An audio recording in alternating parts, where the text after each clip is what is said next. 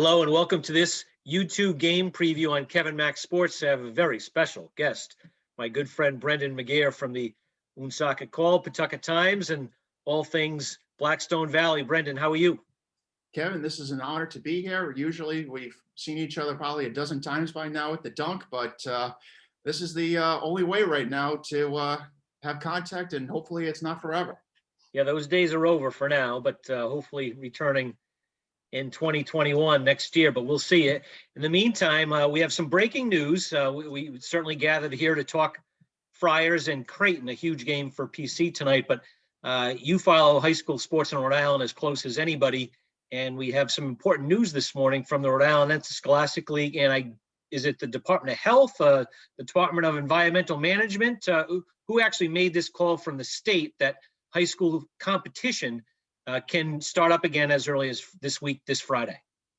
I'm glad you asked that because I've been frequently asked who is making the final decision. Basically, it comes from the governor's office in collaboration with the Rhode Island Department of Health and DEM. And people always ask, why is an organization concerned about fishing licenses worried about high school sports? Yeah. Basically, when the pandemic broke last spring, DEM was basically assigned to work with the youth sports groups, the Interscholastic League, to try to get the schedule back going in a way that would be safe for the players and coaches alike.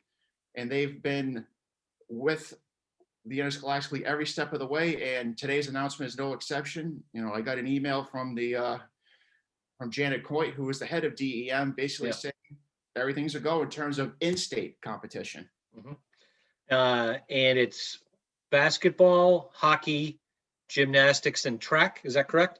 And swimming as well. Swimming as well. So what cannot be played? Is it just wrestling and cheerleading? Anything else?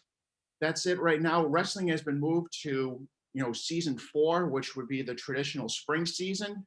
Hopefully we're in a better spot by then. And competitive cheerleading, I believe, was moved to season 3, which is also the big elephant in the room, high school football, which we're still waiting a decision on. Right. Well, those seasons, I can't keep that all straight. I'm just worried about the guys right now. It bothers me. It was bothering me that I live here in East Providence, and I'm 1 mile away from Seekonk High School, and Seekonk High School is playing interscholastic games, and East Providence is not able to. So I'm sure the growing frustration among players and coaches. I'm sure you heard much of that in the last week to two.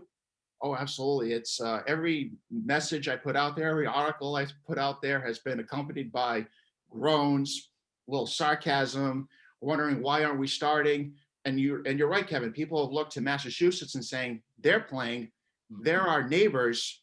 How come we aren't? But then I can also make the argument that Connecticut winter sports just received clearance recently to begin practice. Oh, really? Okay, so they are not playing games as we speak. They are not playing games as we speak. They're kind of in the same ball as the Interscholastic League in terms of just practices right now with an eye towards ramping up competition. So we have an awful lot of basketball fans who watch these YouTube game previews. What does this mean for high school basketball, boys and girls? How many games will they play? What would the playoffs be? Will we be done by, the normal time, sometime in March? Well, the first day that teams were allowed to go practice on January 4th, I went over to St. Raphael, and I was fortunate enough to get a copy of the schedule. Did you bump into our good friend Ruben Garces? I did see Ruben. He was there getting ready. It looked like about 30 players. Might be a big team this year for the Saints. Great. As he's ready for his second year at the helm over there. But the schedule called for games to begin on January 15th and basically run right up until like President's Day weekend, if that's the best way to put it. Wow. With no state tournament this year, at least on the schedule that I received. It was just a divisional tournament, and that's it. And then the original schedule I received said that maybe high school football would begin around February 22nd. I can't see that happening now because one thing that the league does not want is to overlap sports. Yeah. Why? That's the easy question is why. If I'm a basketball player and I don't play football, why do I care if football and basketball are going at the same time? I think they just want to keep everything separate as much as possible right now. It's probably the easiest way to term it. And just kind of go from there. And we don't know what the playoffs could look like. Like I said, I got a schedule, but things are always changing. Maybe they had a state tournament. I'm not going to rule that out, but they have to extend the season because there's no way the interscholastically can play, say, 8 or 9 league games over a 3-week span. It might be almost impossible, and it could derail the season, in my opinion. So you think the basketball season could be 10 games or less? Could be 10 games or less. I mean, I'm sure you've seen on Twitter, our good friend Mike Hart over at St. Andrews, he's trying to look for games. I'm wondering, would any of those schools kind of throw him a bone, maybe just to get some kind of competitive flavor for that program? But everything's fluid right now. I think the bottom line is, after a long wait, teams can finally look forward to competition beginning on Friday afternoon and Friday night. Great. Gonna flip the page and go on to the Friars. PC is in a 3-game losing streak, and they have, as I've called it, the toughest schedule in the country this week, at Creighton, number 11 in the country, and then at Villanova on Saturday. Villanova's 3rd in the country.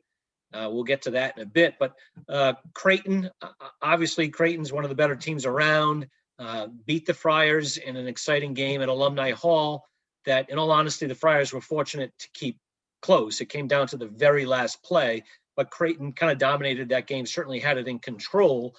I'm curious, do you think the Friars are in position to break out of this, or is it just a really bad spot that they're in?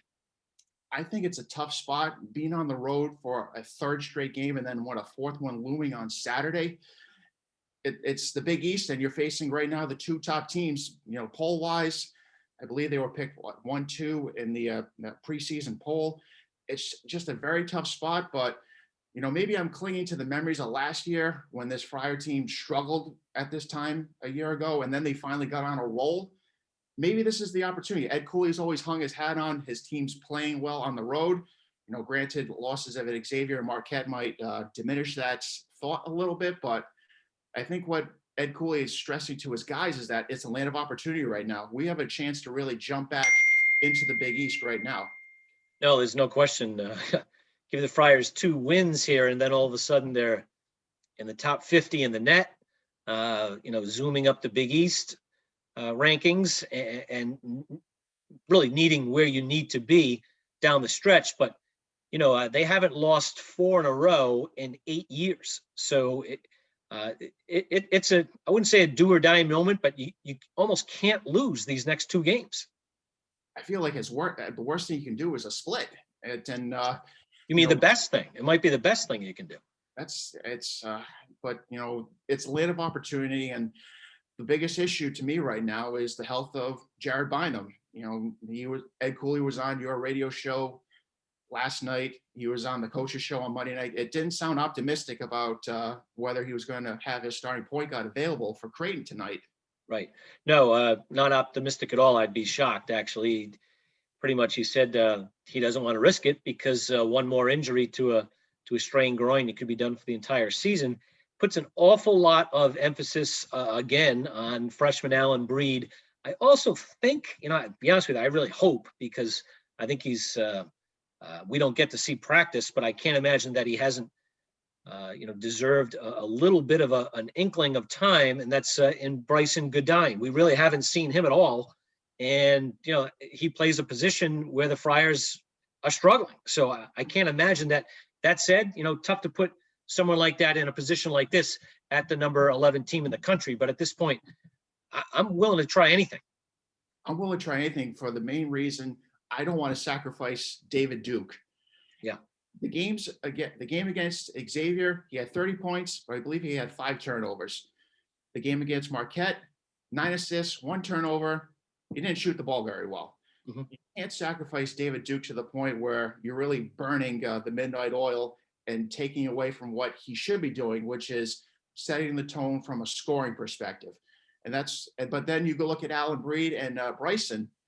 They didn't have the benefit of a summer on the PC campus, and I know that's an argument that has some validity, but when you miss about maybe 50, 60 practices, like both of them did, and being 2 newcomers to the program, it's tough to really kind of ramp them up in a fashion like, here you go, guys. Here's Creighton, here's Villanova, have at it. No, it's very difficult, especially at this point. They've played 14 games, and yet we have no idea if Godin can play at this level or not. We have no idea. He just hasn't had that opportunity yet. Breed has had opportunity, and he's played like a freshman. He shows some promise, but he's not ready to make an impact on a consistent basis, and he's had a lot of minutes in the last 2 weeks. So you're absolutely right, Brendan. That point guard position is just so important, and you can go back and you can fault Ed Cooley and his staff for not having just more experience. That really might be the most important position. I think in their minds, we get Bynum and we got Duke.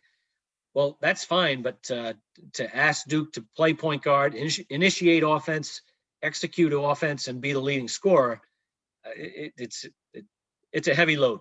It's a very heavy load. And I thought one of the biggest concerns going into the season was the lack of a true backup point guard for the Friars. And I think I wrote in the preseason, Jared Bynum might be the most important player on this roster, one you can probably ill afford not to have right in the event of an injury. And, the last 2.5 games, dating back to that Creighton game, the first one, the Friars have, dropped all three and kind of trying to figure out what they can do with the most important position on the floor.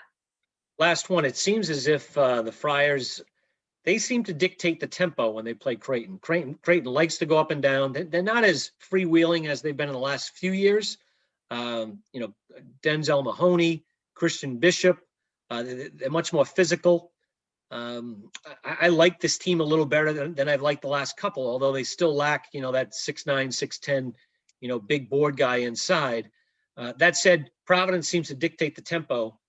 They could not do that consistently enough a few weeks ago at Alumni Hall. Creighton really shot the three well. Marcus Zagorowski was outstanding. He's missed the last couple games with knee injuries. I'll be curious. I'd be a little surprised if he doesn't play in this game, but if he's not at full strength, that's an advantage for Providence. Absolutely it is. And one player who I'm maybe anticipating having a better game than the first time around against Creighton is Nate Watson. You mentioned about dictating tempo.